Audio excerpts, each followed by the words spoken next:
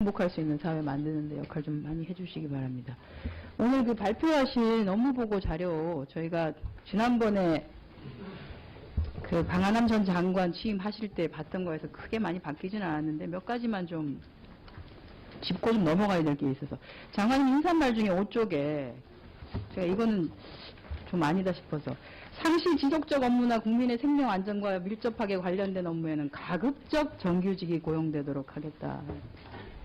상시 지속적 업무는 가급적이 아니라 정규직이 고용되어야 되는 것이 맞죠. 그 민간 부분까지 포함되어 있기 때문에 아니요, 저희가 강제하기가 어려워서 기본적으로 그러니까 저는 노동부가 임하는 자세가 이렇게 그 뭐라 그래야 되죠? 이렇게 수동적이어서는 안 된다는 거죠. 그죠? 안 그래도 정부부처하고 싸워야 될 일이 얼마나 많은데 스스로가 이렇게 마음가짐을 하고 달려드시면 경제부처하고 어떻게 싸우실 겁니까? 그렇게 하시지 마시라는 거고요.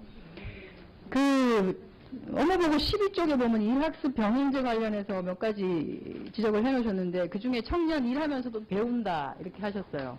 일하면서 배우는 거 저 참 좋다고 생각합니다. 좀 더 나은 일자리를 찾아갈 수 있는 것. 그중에 고교 현장 실습생에 대한 것도 언급을 해놓으셨는데 고교 현장 실습생과 관련해서는 지난번에 저희가 그 업무보고 받을 때 울산에서 일어났던 일 등 해서 몇 가지가 있습니다.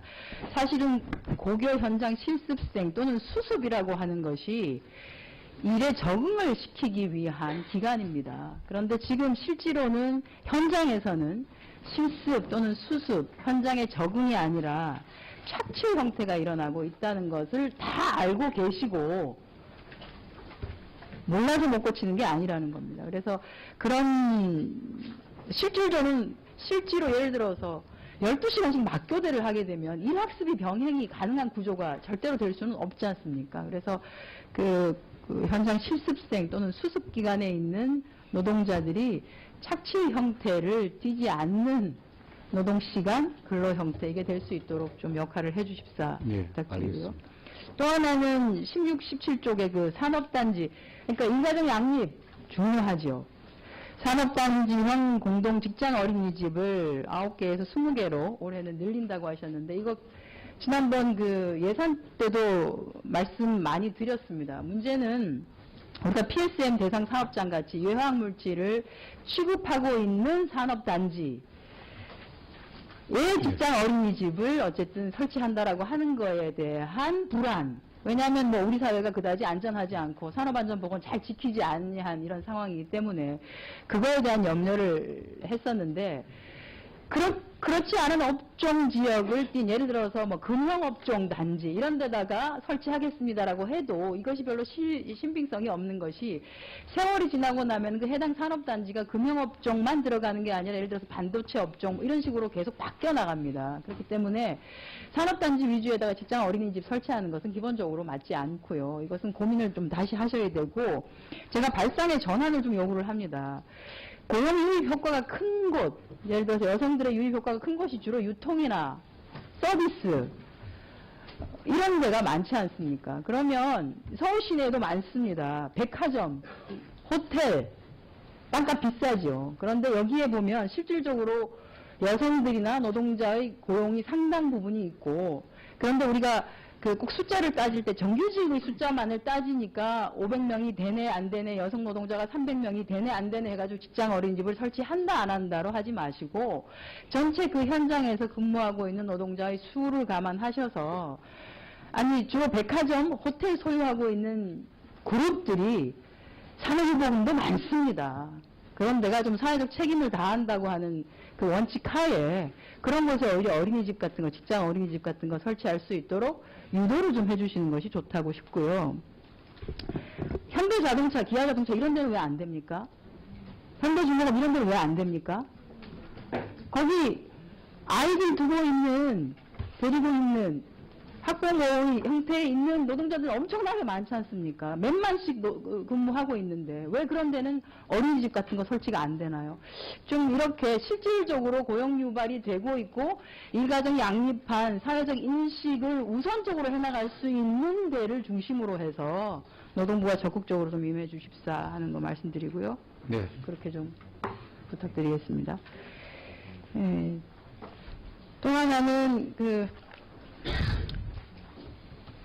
고용정책 기본법상 보면은 대량 고용 변동을 할 때 신고를 하게 되는 법적 의무가 되어 있는 게 있습니다. 예. 10% 이상의 고용, 이 변동이 있을 경우에 고용부에 신고하도록 되어 있는데, 이게 93년에 법 시행 이후에 한 번도 신고를 받은 적이 없습니다. 10% 이상 되는 고용 변동이 있지 않은 기업이 거의 없을 만큼 대다수의 큰 기업들에서 고용 변동이 있었고, 그중에 물론 근로기준법에서 정하는 다량 정리 해고 기준에 적합해서 그것으로 신고를 대신한 경우도 있지만, 그것이 아님에도 불구하고 흔히 말해서 편법적인 명예퇴직, 희망퇴직의 형태를 띠고 있으면서 10% 이상의 대량 고용조정을 가지고 왔는데도 불구하고 한 번도 신고를 받은 적이 없고, 그에 따른 과태료를 부과한 것도 없습니다.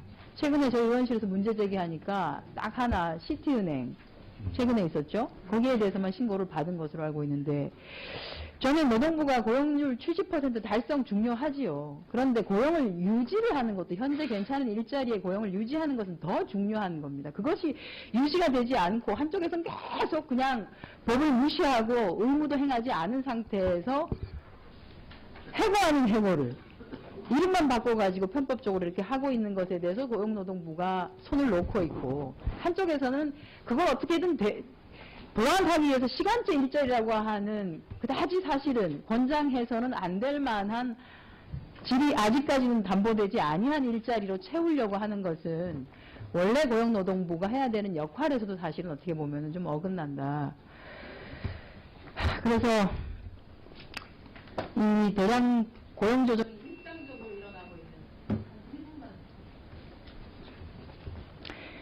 일상적으로 일어나고 있는 것이 주로 금융권인데요.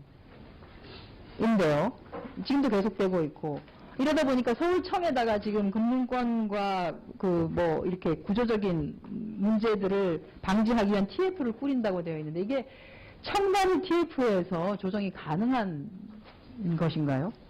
청에다 이제 저희가 꾸려서 리뷰 차원의 대응도 하면서, 또 금융이나 또 은행연합회 이런 업종별 협의단체하고 중앙 차원에서도 이렇게 협력 시스템을 만들어서 그분들이 재취업할 수 있는 체계를 좀 갖추고 지원할 수 있는 방안도 같이 만들려고 지금 진행 중에 있습니다.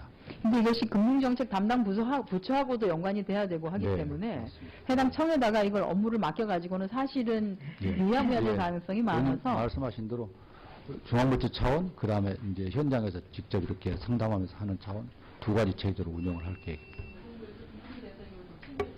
네. 예, 한정희 의원님 수고하셨습니다. 다음 의원